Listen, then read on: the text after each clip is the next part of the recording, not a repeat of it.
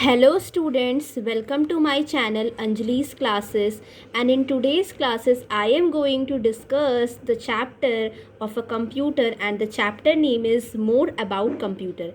In this classes or in this chapter you shall cover the topics, and the topics will be revising computers fundamentals, electronic data representations, troubleshootings and introductions, and problems in starting and shutting down the computer, and problems with the input and output devices. Topic 1 is revising computers fundamental. Firstly, what is computer? So a computer is an electronic machine. It accepts data and instructions in a machine readable form, digital data, and works on the data as per the instructions, processing to produce the desired result. तो इन lines के अंदर computer के बारे में बताया गया कि computer एक इलेक्ट्रॉनिक मशीन है. ये डेटा को एक्सेप्ट करता है, डेटाज एंड इंस्ट्रक्शंस को एक्सेप्ट करता है और फिर उसमें प्रोसेसिंग करता है, और प्रोसेसिंग करने के बाद हमें डिज़ायर आउटपुट प्रोवाइड करता है. जो डेटा या इंस्ट्रक्शंस हम इनपुट प्रोवाइड करते हैं मशीन्स के अंदर, जो हम लोग डेटा प्रोवाइड करते हैं वो डिजिटल डेटा या डिजिटल फॉर्मेट में होता है, वो रीडेबल होता है, हम लोग उसको समझ सकते हैं. ऐसा नहीं है कि अगर आपको कंप्यूटर से 2+2 को प्लस करवाना है तो ऐसा नहीं है कि आप यहाँ पे 2 को बाइनरी फॉर्मेट में एंटर करेंगे, फिर 2 को बाइनरी फॉर्मेट में एंटर करेंगे प्लस को, तो ऐसा नहीं है. आप इसको अपने आप जिस लैंग्वेज में समझते हैं नॉर्मली 2+2 आप इनपुट करेंगे, और कंप्यूटर फिर इस डिजिटल डेटा को क्या करेगा, कन्वर्ट करेगा इन बाइनरी फॉर्मेट, और फिर जाकर प्रोसेसिंग करेगा. आफ्टर प्रोसेसिंग करके जो वो रिज़ल्ट प्रोवाइड करेगा, फिर उस रिज़ल्ट को वो बाइनरीज में वो रिज़ल्ट रहेगा, फिर उसको कन्वर्ट करेगा डिजिटल फॉर्मेट में, और फिर जाकर के वो आउटपुट जो है वो हम लोगों को स्क्रीन पे या प्रिंटर पे, ये जितने भी आउटपुट डिवाइस है उन पे शो करेगा. तो जनरली कंप्यूटर क्या करता है, डेटा को एक्सेप्ट करता है, इंस्ट्रक्शंस एंड डेटा को इनपुट लेता है, फिर प्रोसेसिंग करता है और फिर आउटपुट प्रोवाइड करता है. जो हम डेटा कंप्यूटर को इनपुट करवाते हैं वो हमेशा डिजिटल फॉर्मेट में होता है, ये डिजिटल डेटा होता है. ठीक है, अब यहाँ पे देखिए, the digital data is made up of sequences of zeros and ones, and all digits, alphabets, special characters, operators, ETCs are converted to strings of zeros and ones, following schemes और a coding systems discuss later in the chapter. So generally अब हम लोग इसी chapters के अंदर electronic data representation पढ़ने वाले हैं, जिसके अंदर हम लोग डिजिट्स को, अल्फ़ाबेट्स को या स्पेशल कैरेक्टर्स को या ऑपरेटर्स को कैसे हम लोग ज़ीरोज़ और 1 में कन्वर्ट करते हैं वो हम लोग सीखेंगे. और एक्चुअली में कंप्यूटर्स को जो हम लोग इनपुट प्रोवाइड करते हैं डेटा, वो बाद में कंप्यूटर उसको प्रोसेस करने के लिए बाइनरी फॉर्मेट में कन्वर्ट करता है, और आफ्टर डैट उन बाइनरी फॉर्मेटेड डेटा में वो क्या करता है, वो वर्किंग करता है, प्रोसेसिंग करता है, और फिर आउटपुट वो प्रोवाइड करता है. इसका मतलब ये है कि अगर आपने 2 को इनपुट किया, कीबोर्ड से 2 प्रेस किया, तो कंप्यूटर अपने मेमोरी में 2 को बाइनरी फॉर्मेट में स्टोर करेगा, और वहाँ उसका वर्किंग भी जो होगा वो बाइनरी फॉर्मेट में ही होगा, प्रोसेसिंग. और आफ्टर प्रोसेसिंग वो रिज़ल्ट जो प्रोवाइड करेगा वो बाइनरी फॉर्मेट में रहेगा, फिर उसको वो कन्वर्ट करेगा डिजिटल फॉर्मेट में, और फिर जा कर के वो क्या करेगा, डिजिटल फॉर्मेट में जो कन्वर्टेड डेटा है उसको वो आउटपुट डिवाइसेस में शो करेगा. Now computer is a very versatile machine. Versatile machine का मतलब होता है कि वो बहुत सारे कामों को कर सकता है. ऐसा नहीं कि सिर्फ कंप्यूटर कैलकुलेशंस ही कर सकता है. It can perform millions of calculations in seconds में कर सकता है, मिलियंस ऑफ कैलकुलेशन, स्टोर भी कर सकता है लार्ज अमाउंट ऑफ डेटा को, work without any supervisions and always produce result following the instructions given. Work करता है वो, ऑटोमेटिक जो काम होता है वो कंप्यूटर्स जो है वो करता है. स्टार्ट कर दोगे फिर वो ऑटोमेटिक जो है वो आप प्रोग्राम आपने उसको प्रोवाइड कर दिया, और according to your set of instructions, आपने जो इंस्ट्रक्शंस दिया है उसके अकॉर्डिंग ही वो रिजल्ट प्रोवाइड करेगा. अगर आप इनपुट डेटा, आपके द्वारा प्रोवाइडेड इनपुट डेटा और इंस्ट्रक्शंस एक्यूरेट रहता है, करेक्ट रहता है, तो computers always provide accurate information, accurate output. अगर आपने एक्यूरेटली इंस्ट्रक्शंस और इनपुट एक्यूरेटली प्रोवाइड किया है तो कंप्यूटर्स को. ठीक है, so generally computer result provide करता है according to instructions and according to data which was provided by the user. Okay, computer do not have the intelligence like human and need instructions to perform any task. Computer जो होता है उसके पास human like intelligence नहीं होता, यानी उसके पास human की तरह ब्रेन नहीं होता, उसके पास ज़ीरो IQ होता है, उसके पास सोचने और समझने की शक्ति जो है वो नहीं होती है, वो सोच समझ नहीं सकते ह्यूमन की तरह. उनको आप जो इंस्ट्रक्शंस दोगे, जो आप उसको कहोगे करने के लिए, वो उसी के अकॉर्डिंग क्या करेगा, टास्क को परफॉर्म करेगा. The instructions given to computer for solving programs are called solving problems are called programs. तो प्रोग्राम्स क्या होता है?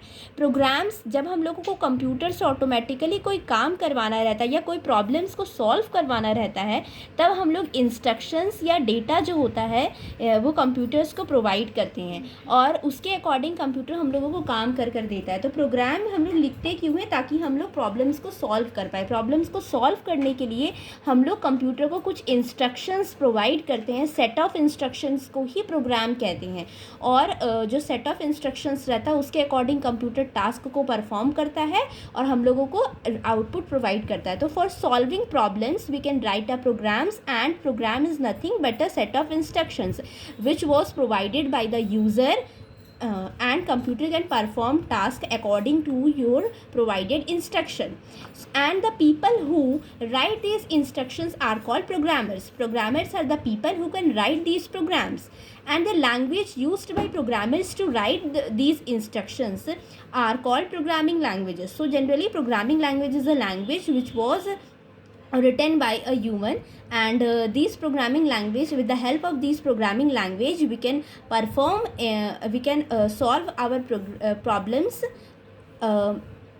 and the common programming languages which we use are Java, C++, C, Pythons, etc. ठीक है, तो ये basic programming languages है और भी बहुत सारे प्रोग्रामिंग लैंग्वेजेस जो है वो होते हैं. ठीक है, तो इनके बारे में भी आपको आगे की क्लासेस में जो है वो पढ़ना है. एग्जाम्पल्स आपको यहाँ कॉमन प्रोग्रामिंग लैंग्वेजेस का दिया हुआ है. अब यहाँ पे देखिए, today's computer are used in almost each and every aspect of our lifes. अगर हम लोग देखें तो हम लोगों के लाइफ के हर एस्पेक्ट में, हम लोगों के हर फील्ड में आज के टाइम में कंप्यूटर्स यूज़ होता है. ऑफिस के अंदर, कम्युनिकेशंस के सेक्टर्स में, बैंकिंग के अंदर, होम्स में, स्कूल्स में, यहाँ तक कि हॉस्पिटल्स में, और भी बहुत सारी ट्रैवलिंग एजेंसीज़ भी कंप्यूटर्स का यूज़ करती हैं. तो एवरी फील्ड में आज के टाइम में, एजुकेशन सेक्टर्स में एंड डिफरेंट फील्ड में कंप्यूटर्स का जो है वो हम लोग यूज़ कर रहे हैं. Computers helps us to access the vast reservoir of informations available on the world wide web through internets and help us remain connected to our family members, friends and social groups through email, audio, video chats and social networking. Computers हम लोगों को help करता है informations को access करने में, और ये हम लोगों को एक वास्ट अमाउंट ऑफ इंफॉर्मेशंस जो है वो इंटरनेट पे प्रोवाइड करवाता है, जिसको हम लोग अपने वेब पेजेस में या कुछ भी हम लोग सर्च करते हैं फ़ोन के अंदर या कंप्यूटर्स में, तो वो हम लोगों को रिज़ल्ट प्रोवाइड करते हैं. वो रिज़ल्ट पहले से ही कंप्यूटर्स के डेटाबेस में स्टोर किया हुआ रहता है, पहले से ही वेब पेजेस में स्टोर रहता है, और वो डेटा कंप्यूटर्स क्या करता है, अकॉर्डिंग टू जो भी आपको चाहिए उसके अकॉर्डिंग आप सर्च करते हैं और वो फेच करके इन्फॉर्मेशन आपको प्रोवाइड करता है. तो कंप्यूटर एक तरह से पूरी तरीके से वर्ल्ड को कनेक्ट किया हुआ है. इंटरनेट जो है वो वर्ल्ड को कनेक्ट किया हुआ है. आप अब फैमिली मेम्बर्स से बात भी कर सकते हैं ईजिली वीडियो कॉलिंग पे, and email, audio, video chats and बहुत सारे ऐसे social networking apps like WhatsApp हो गया, आपका फेसबुक हो गया, इंस्टाग्राम हो गया, जिसके थ्रू आप फैमिलीज़ के द्वारा या फिर आपके फ्रेंड्स के द्वारा डाले गए पोस्ट, चैट्स वगैरह को देख सकते हो, वीडियोस को देख सकते हो और समझ सकते हो कि वो अपने लाइफ में क्या कर रहा है. तो जनरली आप एक जो आपका कनेक्टिविटी होता है वो आप अच्छा कर सकते हो यूजिंग दिस कंप्यूटर. ठीक है, the essentials of any computers are describe below.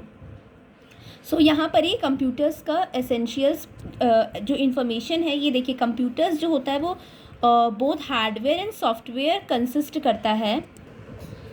A computer consist of both the hardware and software. Computers जो होता है हार्डवेयर एंड सॉफ्टवेयर को कंसिस्ट करता है, and the hardware refers to all the physical parts and devices both electronic and mechanical found inside and outside a computer system.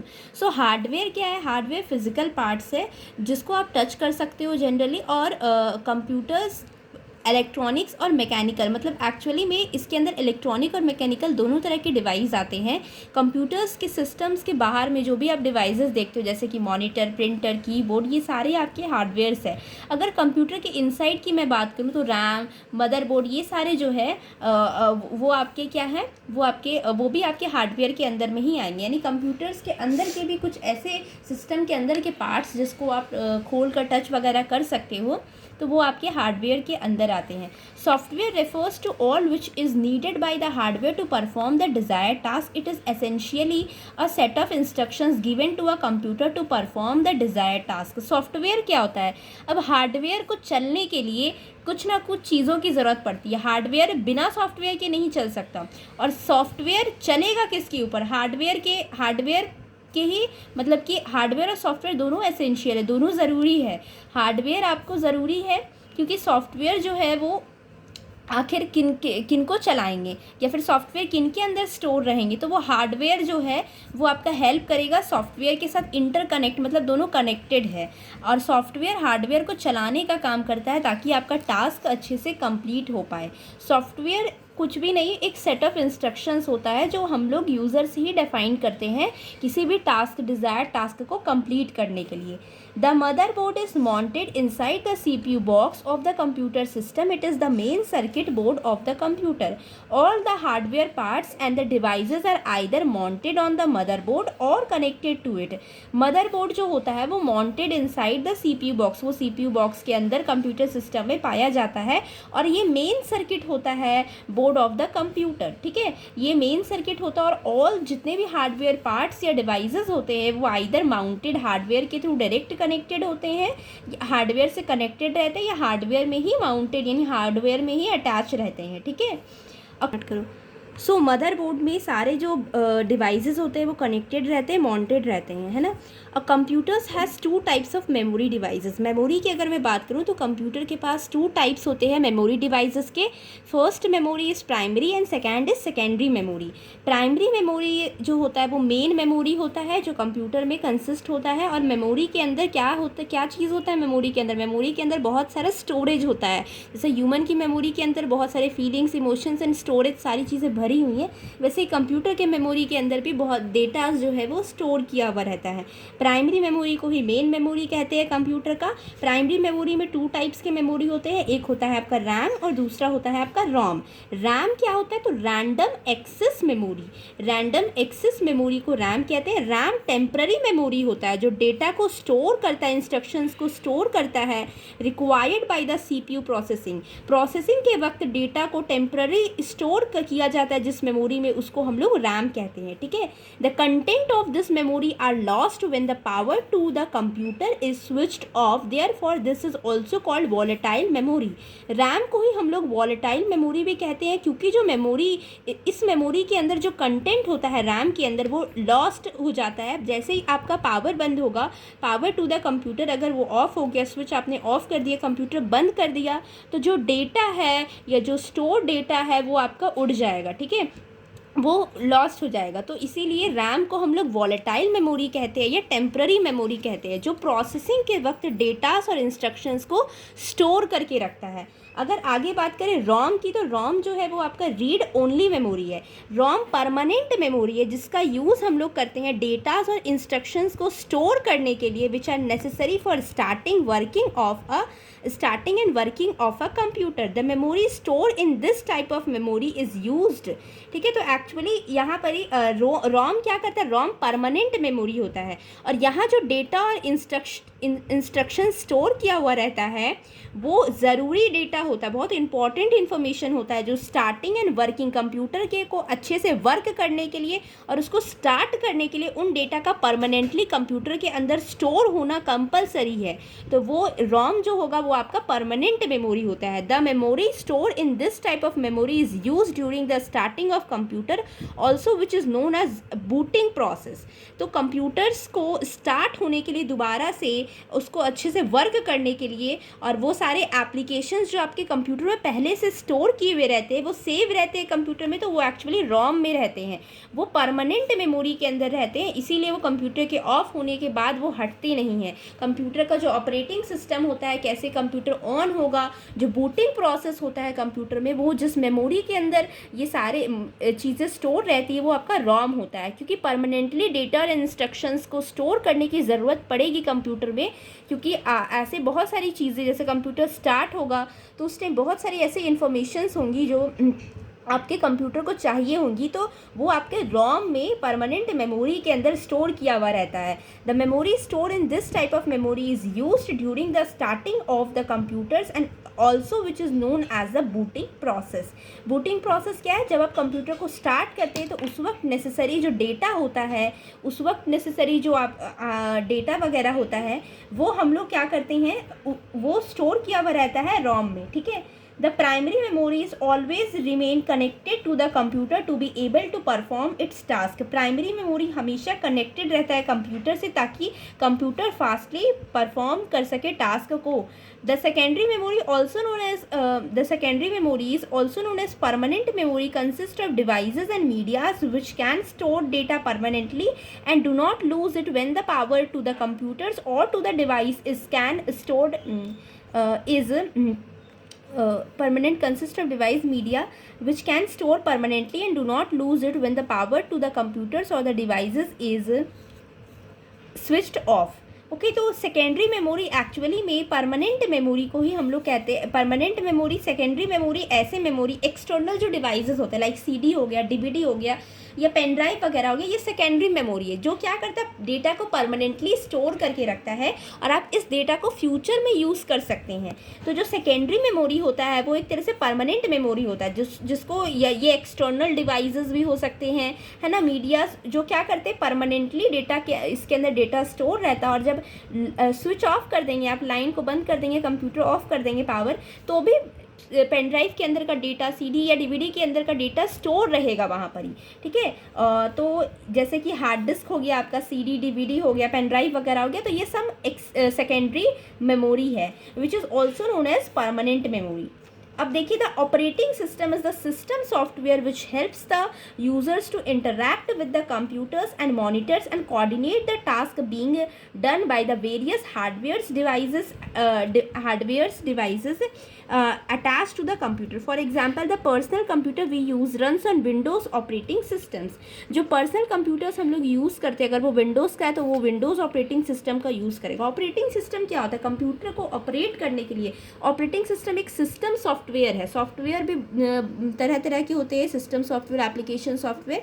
तो system software actually क्या करता है, सिस्टम को रन करने के लिए, कंप्यूटर को रन करने के लिए जिन जिन चीज़ों की ज़रूरत पड़ती है, ये कंप्यूटर को रन करते वक्त जब कंप्यूटर स्टार्ट होता है आपके, तो आपके कंप्यूटर के मेमोरी में पहले से ही बहुत सारी चीज़ें कंस्ट्रक्ट की हुई रहती है, जो कि जिसने कंप्यूटर के डिवाइसेस को बनाया है उसने पहले से ही उसके अंदर बहुत सारे एप्लीकेशंस वगैरह जो है वो इंस्टॉल किए हुए हैं। तो वो सारे सिस्टम सॉफ्टवेयर है, वो उस सिस्टम का सॉफ्टवेयर है, तो उसको ऑपरेटिंग सिस्टम हम लोग कहते हैं। और ये ऑपरेटिंग सिस्टम की हेल्प से हम क्या कर सकते हैं, यूज़र इंटरैक्ट कर सकते हैं कंप्यूटर्स से ईजिली, और बहुत सारे डिवाइसेस जो होते हैं उसको कोऑर्डिनेट करके टास्क को जो है, वेरियस टास्क को हार्डवेयर डिवाइसेस जो होते हैं जो कंप्यूटर में अटैच किए हुए रहते हैं, वो सारे कामों को कोऑर्डिनेशन के साथ वो कर सके, सारे काम को वो अच्छे से एफिशिएंटली कर सके। तो उसके लिए ऑपरेटिंग सिस्टम का करेक्टली वर्क करना इम्पॉर्टेंट है। जैसे जब हम लोग किसी फ़ोन को ख़रीदने जाते हैं तो उस फ़ोन के अंदर पहले से ही इनबिल्ट कुछ फीचर्स पहले से ही इनबिल्ट रहता है, ठीक है। तो वो इनबिल्ट फीचर आपका एक तरह से सिस्टम सॉफ्टवेयर है। फ़ोन्स में पहले से ही बहुत सारी चीज़ें इंस्टॉल की हुई रहती है, वो सिस्टम सॉफ्टवेयर जो सिस्टम के अंदर पहले से ही बना हुआ है और वो सिस्टम को रन करने के लिए बहुत इंपॉर्टेंट है। अगर वो चीज़ नहीं होगा फ़ोन के अंदर या कंप्यूटर के अंदर तो आपका सिस्टम स्टार्ट ही नहीं होगा। तो ये ऑपरेटिंग सिस्टम्स जो होता है इसका काम हम लोग इससे कुछ नहीं करते, मतलब इसको हम लोग डेवलप नहीं करते हैं, है ना। और एप्लीकेशन सॉफ्टवेयर जो होता है ये यूज़र्स क्या करते हैं, अपने अकॉर्डिंग, अपने टास्क के अकॉर्डिंग इंस्टॉल करते हैं। जैसे कंप्यूटर के अंदर अगर आपको कुछ कैलकुलेशन, आपको कुछ भी काम करना है कैलकुलेशन से रिलेटेड या अकाउंटिंग से रिलेटेड, या आपको प्रोग्राम लिखना है, तो आपको बहुत सारे कंपाइलर्स की ज़रूरत पड़ती है, इंटरप्रेटर की ज़रूरत पड़ती है, आपको सॉफ्टवेयर या एप्लीकेशंस कुछ ना कुछ अपने कंप्यूटर के अंदर इंस्टॉल करने पड़ते हैं ना। तो वो आपके एप्लीकेशन सॉफ्टवेयर जो आप अपनी नीड के अकॉर्डिंग कंप्यूटर्स या फ़ोन्स में इंस्टॉल करते हैं। जैसे आपको अगर फ़ोन में कुछ भी हेल्थ से रिलेटेड चीज़ चाहिए तो आप कोई ना कोई एप्लीकेशंस को इंस्टॉल करते हैं, लाइक आपका आभा वगैरह कोई भी एप्लीकेशन, तो ये आपको नीड पड़ा तो आपने ये इंस्टॉल किया, तो ये आपके एप्लीकेशन सॉफ्टवेयर है। और ये एप्लीकेशन सॉफ्टवेयर यूज़र्स परफॉर्म करने के लिए स्पेसिफिक टास्क को, जैसे अकाउंटिंग के लिए टैली को इंस्टॉल कर सकते हैं, वर्ड प्रोसेसिंग के लिए MS का पूरा जो आपका होता है पैकेजिंग वो आप इंस्टॉल कर सकते हैं, ड्राइंग एंड कलरिंग के लिए आप डिफरेंट एप्लीकेशंस का यूज़ कर सकते हैं, माइक्रोसॉफ्ट ऑफिस, कॉरल ड्रॉ इटीसीज, ये सारे एप्लीकेशन सॉफ्टवेयर हैं। ऑपरेटिंग सिस्टम्स, कंप्यूटर्स बिना ऑपरेटिंग सिस्टम के चल नहीं सकता। ये ऑपरेटिंग सिस्टम कंप्यूटर को चलाने के लिए काम किया जाता है। जब कंप्यूटर चलने लगा तो उसके अंदर अगर आपको अब कुछ इंपॉर्टेंट टास्क अगर कंप्यूटर से आपको करवाना है तो आप एप्लीकेशन वेरियस सॉफ्टवेयर को कंप्यूटर में इंस्टॉल करके उन सॉफ्टवेयर का यूज़ करके अपने टास्क को ईजिली कंप्लीट कर सकते हैं। Okay, so in this video मैंने आपको इस वीडियो के अंदर रिवाइजिंग कंप्यूटर्स फंडामेंटल को दोबारा से कंप्यूटर्स के जो इम्पॉर्टेंट फंडामेंटल्स होते हैं उनको समझाया। आगे की वीडियोस में मैं इलेक्ट्रॉनिक डेटा रिप्रेजेंटेशन को पढ़ाऊंगी। अगर आपको मेरा ये वीडियो अच्छा लगा हो तो इसे लाइक, शेयर, सब्सक्राइब ज़रूर करें। Thank you for watching my videos.